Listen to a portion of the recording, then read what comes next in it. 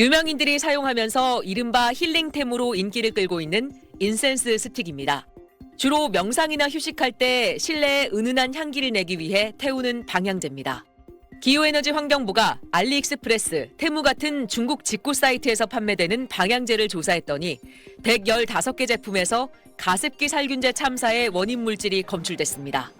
라벤더 향을 내는 이 수제 방향제에선 CMIT가 1kg당 498mg, MIT가 169mg 검출됐는데 가습기 살균제와 비교하면 4배 이상 많은 양입니다.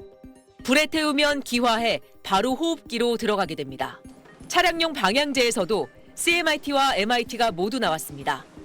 MIT나 CMIT 같은 경우는 폐가 딱딱해지거나 폐섬유화가 나타날 수도 있고 천식이나 호흡곤란을 유발하는 굉장히 독성이 강한 물질이고, 정부는 알리와 테무에 해당 제품의 판매 차단을 요청했지만 국내 판매량은 파악되지 않고 있습니다. 제조 수입자가 해외에 있고 알리, 테무 같은 유통사도 해외에 있다 보니까 국내법이 적용이 안 됐거든요. 정부에서 관리할 수 있는 부분은 한계가 있고 법적인 처분을 할 수 없으니까. 지난해 무작위로 추출한 3,800여 개 해외 직구 제품 가운데 7개 중 1개꼴인 563개가 안전기준을 위반한 것으로 확인됐습니다. 전년도와 비교하면 4배 이상 급증한 수치입니다. 유해 제품이 국내에 유통된 뒤 사후 적발에 차단하는 상황이 반복되고 있는 건데 해외 직구 플랫폼의 관리 책임을 더 강화하는 등 실효성 있는 규제가 필요하다는 목소리가 커지고 있습니다. SBS 장선입니다.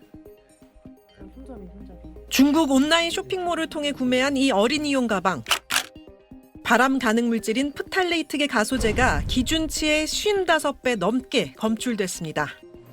같은 경로로 구입한 어린이 점토에선 국내에서 사용이 금지된 가습기 살균제 성분이 나왔습니다.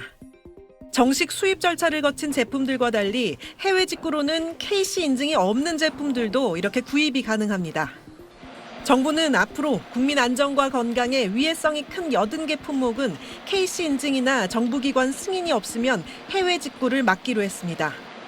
어린이 사용 제품과 화재 사고 위험이 높은 전기, 생활용품에 대해서는 안전 인증을 더욱 강화하겠습니다. 옷과 완구, 학용품 등 어린이 제품 34종과 전기 충전기, 전기 찜질기와 온수매트 등 전기 생활용품 34종, 가습기용 소독제와 살충제 등 화학제품 12개 품목이 해당됩니다. 해외 플랫폼 기업이 KC 인증을 받지 않은 제품이나 가품을 제대로 차단하지 않으면 제재하는 방안도 마련하기로 했습니다. 알리나 테무의 법적인 의무를 할 수 있게 해외 법인인 같은 국내 대리인 지정해서 그렇게 의무를 할 수 있도록. 정부는 또 국내 사업자의 역차별 해소를 위해 1회 150달러까지인 해외 직구 면세 한도 등 면세 제도 개편을 검토하기로 했습니다. 이번 조치는 사실상 알리와 테무 등 중국 온라인 플랫폼을 겨냥한 것으로 올 1분기 중국으로부터의 직구는 1년 전보다 54% 급증하며 전체 해외 직구에서 차지하는 비중이 57%까지 높아졌습니다. SBS 한지연입니다.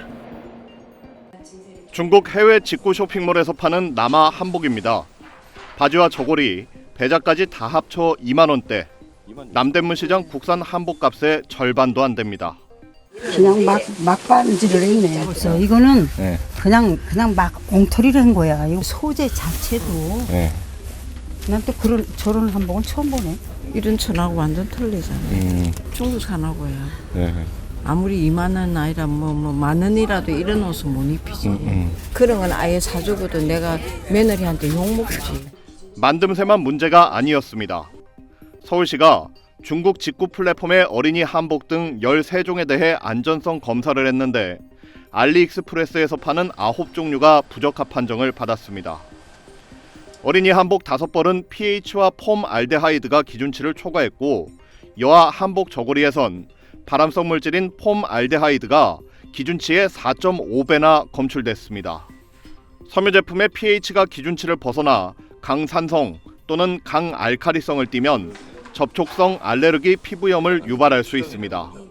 한복 머리띠에서는 발암 물질인 납이 국내 기준치의 8.1배, 아릴 아민은 1.8배 초과 검출됐습니다. 머리띠의 자수 부분은 아조라는 그 성분으로 염색을 하게 돼 있는데 땀을 흘리거나 했을 때 신체에 흡수되어서 그 아릴아민이라는 발암 물질에 노출이 되게 됩니다. 여아용 댕기는 A4 용지를 벨 수 있을 만큼 날카로워 다칠 위험이 있었습니다. 가격도 훨씬 저렴하고 비교하기도 쉽고 네, 그래서 많이 인터넷으로 확인하죠. 유해 물질 체크까지는 안 하는 것 같아요. 서울시는 알리의 유해성이 확인된 제품에 대해 판매 중지를 요청하는 한편 다시 유통되지 않도록 점검을 강화하겠다고 밝혔습니다. SBS 윤나라입니다. 중국 전자상거래 플랫폼 알리익스프레스에서 판 치과용 기기들입니다. 충치 치료, 치아 절삭 등에 사용되는 치과용 드릴과 환자 잇몸에 직접 닿는 구강마취 주입기도 있습니다. 모두 식약처 허가 없이 몰래 들여온 안전성이 검증되지 않은 제품들입니다. 이런 의료기기를 알리에서 직구한 사람들은 서울 경기 지역 치과의사 13명입니다.